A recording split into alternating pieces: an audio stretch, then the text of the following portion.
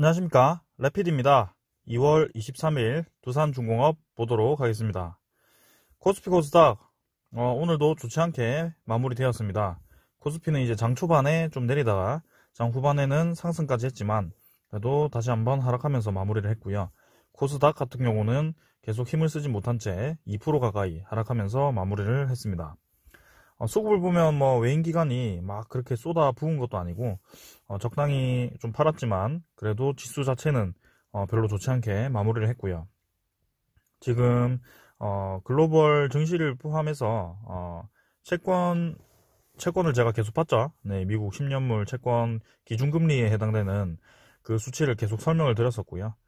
좀 생각보다 급하게 올라간다. 그래서 이제 시장이 좀 반응을 하기 시작한 것 같습니다. 일단은 뭐 금리가 너무 많이 올라서 막 그렇게 위험할 정도로 오른 건 아닌데요. 미리미리 이런 투자자들이 좀 겁을 내면서 빠지면서 이제 조정을 좀, 한 것 같습니다. 그래서, 증시 자체가 계속해서 내릴 가능성은 없지만, 그래도 어느 정도는, 지금 3000포인트 아니면 뭐 나스닥도 많이 오르고 해서 조정을 받을 가능성도 꽤 있습니다. 그래서 지금 뭐, 섣불리 딱 어떻게 판단을 해서 다시 한번 반등을 하겠다, 다시 한번 내리겠다 이렇게 말씀드릴 수는 없고, 워낙 지금 변동성이 심한 장이 계속 이어지다 보니 조심스러울 수밖에 없습니다. 그래서 조심스러울 때는 좀 보수적으로 추가 매수보다는 지금 가만히 있는 것도 한 방법입니다. 네. 그래서 관심 종목 두산중공업 보기 전에 오늘 시장 지표를 잠깐 보겠습니다. 지금 이제 원자재가 브렌트유, WTI유 해서 이제 기름값이 많이 올랐죠. 네, 코로나19 이후에 터지고 나서 거의 뭐 0달러까지 내려왔었는데 지금 60달러, 코로나 이전까지 회복을 해버렸습니다. 그래서 오히려 이제는 코로나 전 회복은 당연했고 코로나 전에 고가 정도까지 치솟고 있습니다. 그래서 지금 물가가 생각보다 빠르게 상승하고 있어서 지금 좀 과하게 반응을 하고 있고요. 주식시장 같은 것이 조금은 위험한 구간인 듯 합니다. 그 다음은 이제 외환도 좀 원달러가 이제 잘 버티면서 다시 한번 상승을 준비하고 있고요. 암호화폐, 여러분 비트코인 정말 위험합니다. 지금 뭐 이랬다 저랬다 하면서 막 난리인데 결국엔 또 47,000달러로 떨어졌죠. 거의 5천만원 가까이 떨어졌고요. 지금 6,500만원까지 올라갔다가 5천만원까지 떨어졌는데 뭐 이게 불과 일주일도 안 되는 사이에서 다 일어난 일이기 때문에 절대 고점에서 매수하시면 안 됩니다. 공격적으로. 주식이라는 것은 뭐 이런 위험 자산이라는 것은 저가의 평가를 해서 저평가된 종목을 저평가된 것을 위주로 좀 투자를 해서 만약에 거기서 좀 손해를 보더라도 시간이 약인 그런 지점이라면 시간이 해결을 해줄 겁니다. 근데 만약에 요런 두 번 다시 오지 않을 가격일 수도 있는 그런 지점에서 잘못 들어가시면은 정말 위험합니다. 지금 버텨도 안 되는 그런 가격이 올 수도 있고요. 알 수가 없습니다. 그래서 사람이 불안하면 좀 이 판단력도 흐려지고 급해지기 때문에 결국에는 저평가된 종목 위주로 투자를 하시는 게 맞고요. 이렇게 변동성이 심할 때는 좀 기다렸다가 매수하시는 것도 한 방법이라고 생각합니다. 지금 제 생각보다는 이 증시가 조금은 이제 조정을 지루하게 좀 받는 것 같고요. 이전에 제가 막 내린다고 했을 때 좀 확 내리지 않고 이제 좀 매수해볼까 하니까 좀 이렇게 또 흔들기 시작하네요. 일단 기준금리는 어제와 비슷하고요. 1.4달러가 코로나 터지기 전에 저점이었기 때문에 1.4%죠. 그 이상 막 급하게 올라가지 않는 한은 시장에서는 크게 반응하지 않을 것 같습니다. 근데 지금 이제 이번 주인가요? 오늘 밤인가? 이제 미국의 파월에서 이 향후 금리 방향 이런 걸 이제 설명을 좀 한다고 합니다. 그래서 그런 것도 좀 보시면 될 것 같습니다. 그럼 두산중공업 보겠습니다. 두산중공업 일단 11,000원 잘 지켰고요. 만원대까지 내려갔었는데 좀 반등을 하면서 마무리를 좀 했습니다. 근데 제가 생각하던 그 쌍바닥 지점은 살짝 벗어났고요. 양봉 마무리를 했지만 내일도 이제 증시가 좀 좋지 않게 흘러갈 가능성이 있어 보입니다. 지금 선물을 보시면 나스닥 선물이 또 1% 이상 빠지고 지금 2% 정도까지 빠지고 있고요. 글로벌 증시가 꽤 좋지 않게 다 흘러가고 있습니다. 유럽 증시도 그렇고요. 그래서 내일도 코스피 코스닥도 같이 좋지 않게 흘러갈 가능성이 꽤 있어 보입니다. 지금 이제 본격적으로 좀 조정을 받는 것 같은데요. 두산중업전에 이제 코스피 차트를 보시면, 네, 여기, 이제 요 정도까지는 좀 떨어질 것 같습니다. 네, 61선까지. 근데 이전에는 제가 요때부터 좀 지켜봤기 때문에 2800선까지 얘기를 했던 거고요. 지금은 이제 3000포인트 정도까지, 네, 70포인트 정도 하락할 수 있는 그런 자리인 것 같습니다. 그래서 61선 디뎠다가 올 수도 있고요. 한번 좀 봐야 될 것 같습니다. 나스닥 이런 글로벌 증시가 얼마나 빠질지는 좀 지켜봐야 될 것 같고요. 코스닥 같은 경우는 좀 반등하지 못하고 61선 아래로 떨어졌기 때문에 이전 여기 바닥선 이 정도까지는 좀 지켜줘야 될 것 같아요. 그래서 920포인트, 900 초반 포인트까지 지켜줘야 되고, 그렇지 않다면 딱 900까지 떨어질 가능성도 꽤 있습니다. 네, 그래서 지금은 좀 보수적으로 접근하는 게 맞습니다. 네, 두산중공업 계속해서 보겠습니다. 두산중공업은 바닥권 지금 벗어났고요.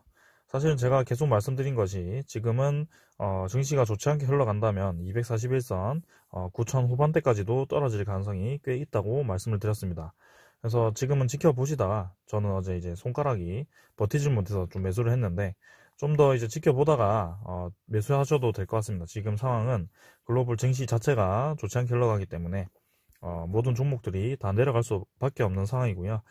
두산중공업도 피해갈 수 없는 것 같습니다. 그래서 뭐 월봉은 잘 이제 전환을 했기 때문에 뭐 몇 개월 좀 참다가 이제 다시 한번 양봉이 나오는 그런 시점을 기다려야 될 것 같고요. 저는 분명히 말씀드립니다만 23,000원까지는 충분히 자리가 있습니다. 그래서 두산중공업 네, 계속 지켜볼 거고요. 좋은 기회가 온다면 공격적으로 좀 매수할 예정입니다. 지금은 이제 여기 한번 이렇게 슈팅을 준 이후에 유상증자 끝내고 실세 없이 이렇게 떨어지고 있습니다. 근데 두산중공업이 요때와 비교를 했을 때 기업이 좋지 않아져서 이렇게 내리는 것이 아니고요.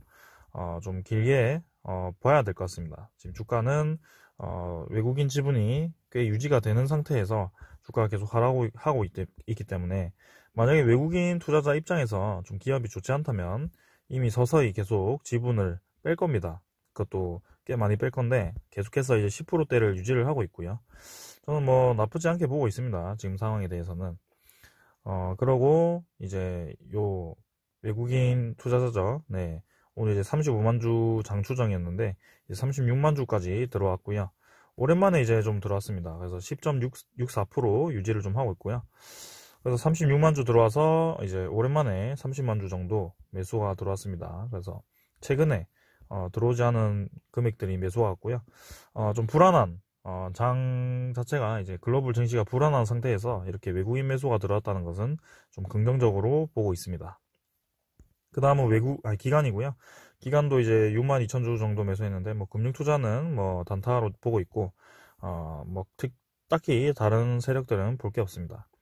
내일 이제 외국인이 또 어떻게 움직일지 좀 보는 게 중요할 것 같고요.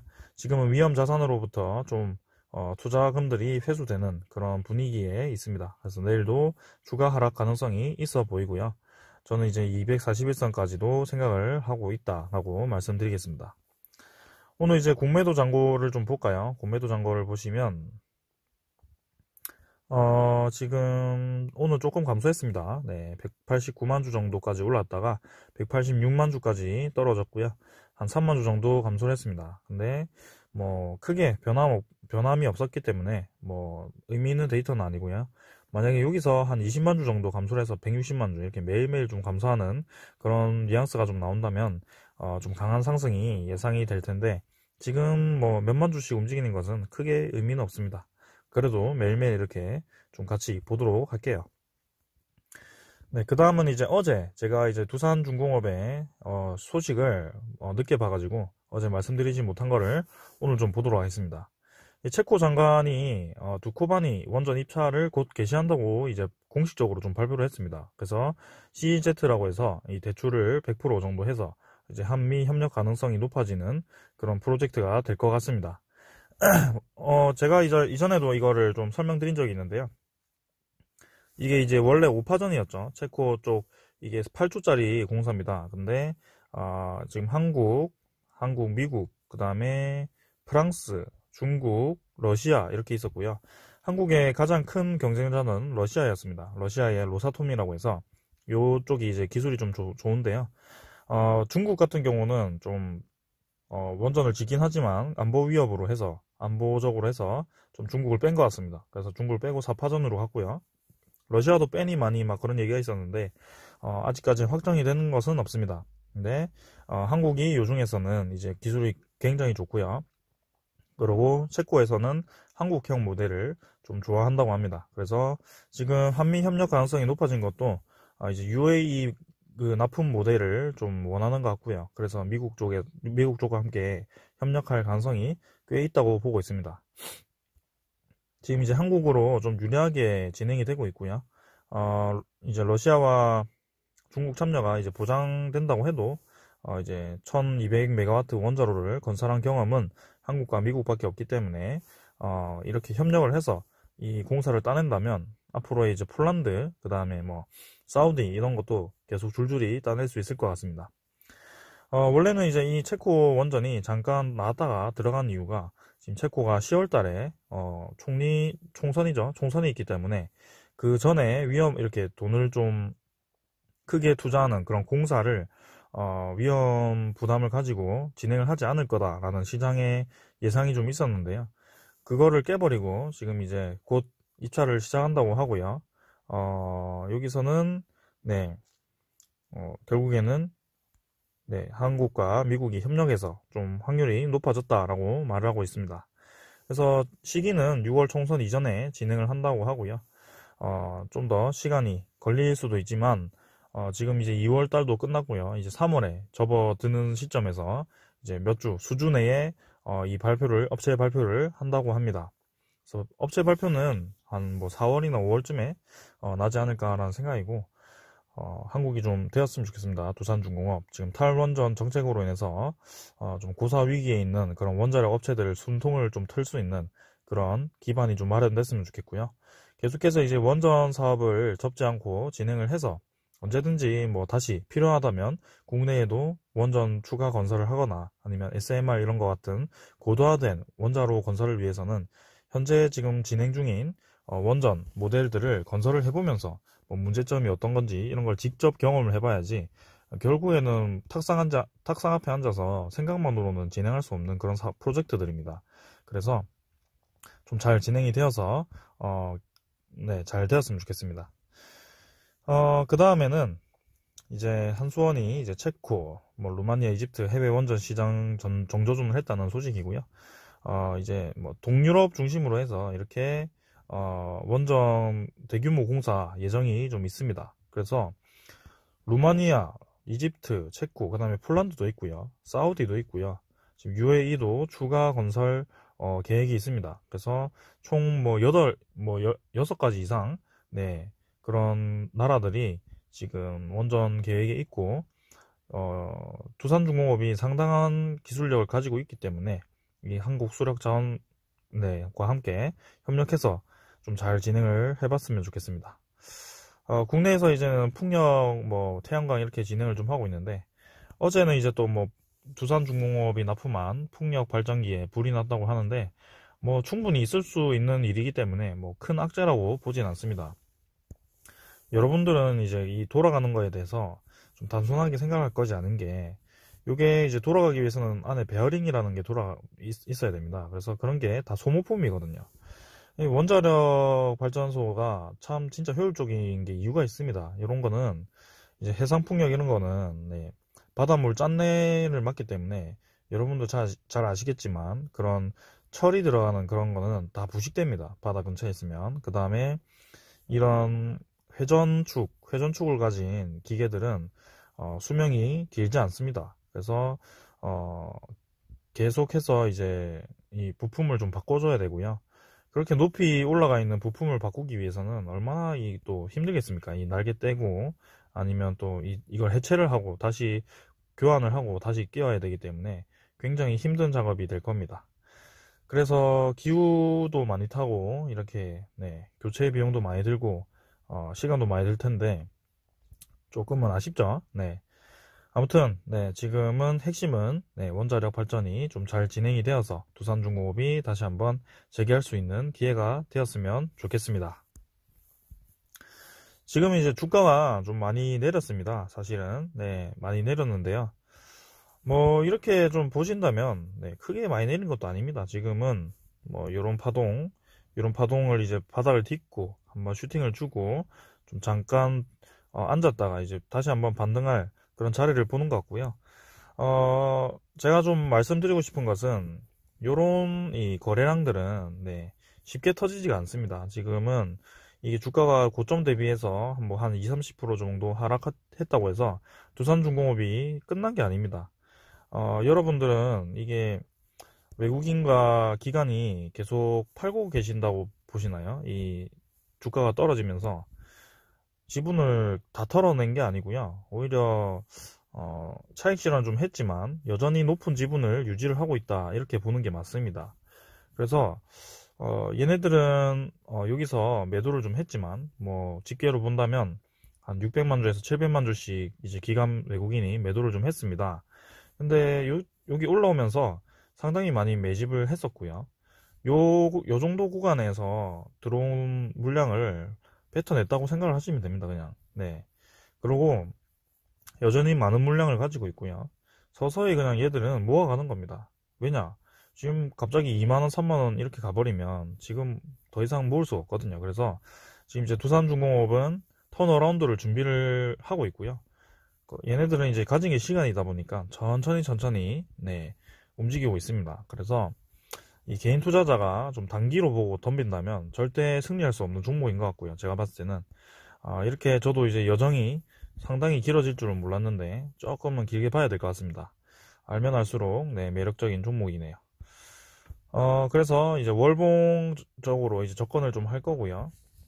이번에는 지금은 단기적으로는 뭐 증시가 빨리 조정을 받을 거면 받고 이제 두산중공업이 증시 따라 이제 추가 하락이 아닌 이제 본래 가치를 좀 받고 다시 한번 반등하는 자리에서 추가 매입을 많이 하는 그런 자리가 좀 빨리 나왔으면 좋겠습니다. 내일도 이제 아마 하락이 좀 예상이 되는데요. 만원대를 또 보겠죠. 그때 이제 어떻게 될지 한번 보겠습니다. 너무 급하게 생각하지 마시고 두산중공업은 지금 신사업 잘 진행이 되고 있고요. 원자력 추가 수주를 위해서 노력을 많이 하고 있습니다. 특히 이제 한국수력자원소에서요. 네, 지금 가능성이 높아 보이는 원전도 있고 하니 좀 시간이 필요할 것 같습니다.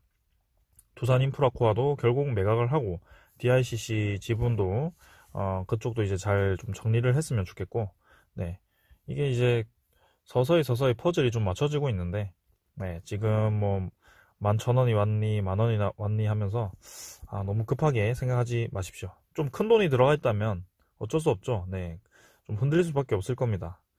그런 분들은 만약에 너무 지금 가격이 부담스럽다 하시는 분들은 전량 손절보다는 뭐 20-30% 정도 손절을 하셔서 그 돈으로 이제 다른 데 굴릴 수 있는 그런 기반이 있다면 네, 충분히 그럴 만한 투자처가 있다면 그래도 줘도 됩니다. 네, 위험 관리 리스크 차원에서 충분히 그렇게 많이 하거든요. 그래서 좀 덜어내고 좀 지켜보다가 다시 한번 저점에서 들어가셔도 되고요. 아니면 뭐 추가로 더 좋은 종목들이 있다면 네, 들어가셔도 됩니다.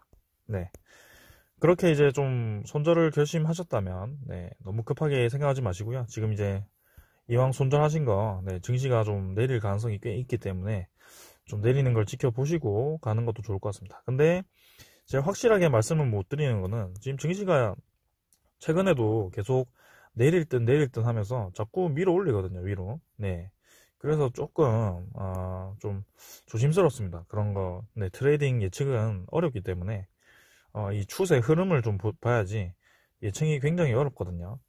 신도 아니고요. 그래서 그런 손절에 대해서는 좀 잘 생각을 하셔서 네, 너무 부담된다 하시면, 심리적으로 부담된다 하시면 좀 덜어내는 게 맞다라고 말씀을 드리겠습니다.